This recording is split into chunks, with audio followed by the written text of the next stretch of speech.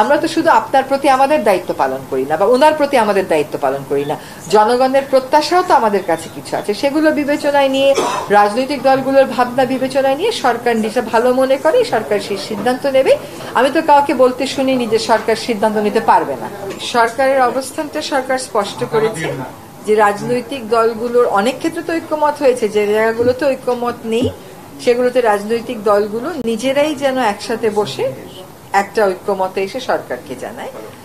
রাজনৈতিক দলগুলো এখনো পর্যন্ত সেই প্রক্রিয়াতে যায়নি আমরা জেনেছি।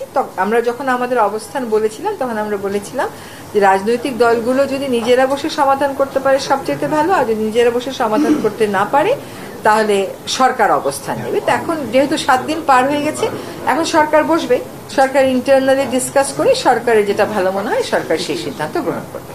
না, সরকারের একটা সিদ্ধান্ত যখন আসবে সরকার তো সরকারের মতামতটা জানাবেই সেখানটাতে, তো একটা সমাধানের লক্ষ্যেই তো জানাবে, সমস্যা আরেকটা সংকট তৈরি করার তো জন্য জানাবে না।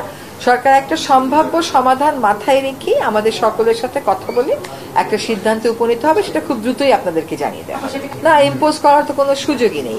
ইম্পোজ কোথা থেকে করা হলো বলেন? কতদিন যাবতেই ঐক্যমত কমিশনের প্রক্রিয়া চললো, সকলের মত দিল, হ্যাঁ বললো, না বললো। এখন কোনো ক্ষেত্রে তো একটা সরকারকে সিদ্ধান্ত নিতে হয়। সরকার হয়তো চায় 100% সিদ্ধান্তই রাজনৈতিক কনসেনসাসের ভিতর দিয়ে আসুক, 90% এসছে, 10% আসেনি। সেখানে সরকারের একটা দায়িত্ব আছে, একটা কর্তৃত্ব আছে। কি বুঝলেন ভাই? অনলি যেটাই চাই। সরকার এই 2 জায়গা থেকে একটা সিদ্ধান্ত নেবে এবং সেই সিদ্ধান্ত নেওয়ার আগে সরকার একটা সময় দিয়েছে তো যে আপনারা 7 দিনের মধ্যে বসেন। তো তারা যেহেতু বসেননি সেহেতু সরকার একটা সিদ্ধান্ত নেবে। আমি তো কাউকে বলতে শুনিনি যে সরকার সিদ্ধান্ত নিতে পারবে না। শুনতাম যে সরকার সিদ্ধান্ত নিতে পারবে না, তারপরেও সরকার সিদ্ধান্ত নিচ্ছে, তাহলে তখন আপনি এই কথাটা বলতে পারতেন যে আমরা আরোপ করছি। তা তো না, সরকারের তো একটা দায়িত্ব আছে, তাকে তো এই ব্যাপারে একটা সিদ্ধান্ত নিয়ে একটা অচলাবস্থাকে কাটিয়ে আনতে হবে। তো সরকার সেই কাজটা করবে না।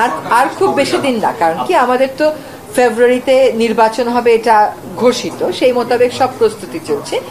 কিছু সিদ্ধান্তের জন্য আসলে নির্বাচন কমিশনকেও হয়তো আটকে থাকতে হচ্ছে, সেজন্য আমরাও আর খুব বেশি সময় নেব না, আমরাও নিজেদের মধ্যে কথাবার্তা বলে সরকারের পক্ষ থেকে সিদ্ধান্ত জানিয়ে দেওয়া। সরকার থাকে কেন বলেন? সরকার তো কেন থাকে এটা আমাকে বুঝাইতে হবে। সরকার তো সিদ্ধান্ত নেওয়ার জন্যই থাকে। আমরা একটা বিশেষ পরিস্থিতির সরকার বলে আমাদের কার্য পরিচালনাতেও কিছু বিশেষত্ব আনতে হচ্ছে। আমরা একটা গণ অভ্যুত্থানের পরে দায়িত্বপ্রাপ্ত একটা সরকার, ফলে সেখানে আমাদেরকে সবসময় আমাদের টার্গেট থাকে যে যতটা পারা যায় ডিফারেন্সটা, মতানৈক্যটা যতটা পারা যায় কমিয়ে এনে একটা সিদ্ধান্ত গ্রহণ প্রক্রিয়ায় যেতে। সরকারের যে কর্তৃত্ব আছে সরকার সেটা নিয়ে কথা বলবে। কেউ যদি কি হয়, আমি আপাতত যদির কথা নিয়ে কথা বলবো না। যদির কথা আপাতত নদীতে থাকুক। আপাতত যেহেতু আমরা একটা ডিসাইসিভ রাস্তায় যাচ্ছি, একটা সিদ্ধান্ত গ্রহণ প্রক্রিয়ার ভিতর দিয়ে যাচ্ছি, সেখানে আর যদি কিন্তুর কথা আমরা আনবো না। ওই তো বললাম যে আপনি আর যদি দিয়ে এখন প্রশ্ন করেন না, সরকার সিদ্ধান্তটা নিক। কেউ তো বলেনি সরকারের সিদ্ধান্ত আমরা মানবো না, তাহলে আপনি কেন যদির কথা আনতেছেন? সিদ্ধান্ত তো মানতে হবে। আমি যদি নিজের সিদ্ধান্ত না নিতে পারি, অন্য একজন এক রকমের সিদ্ধান্ত নেয়, আমি আরেক রকমের সিদ্ধান্ত। এটা আমাদেরকে যে একটা দায়িত্ব দেওয়া হয়েছে, সেই দায়িত্ব তো আমাদেরকে পালন করতে দিতে হবে। আমরা দায়িত্ব পালন করি টুয়ার্ডস আ ওয়াইডার কনস্টিটিউয়েন্সি।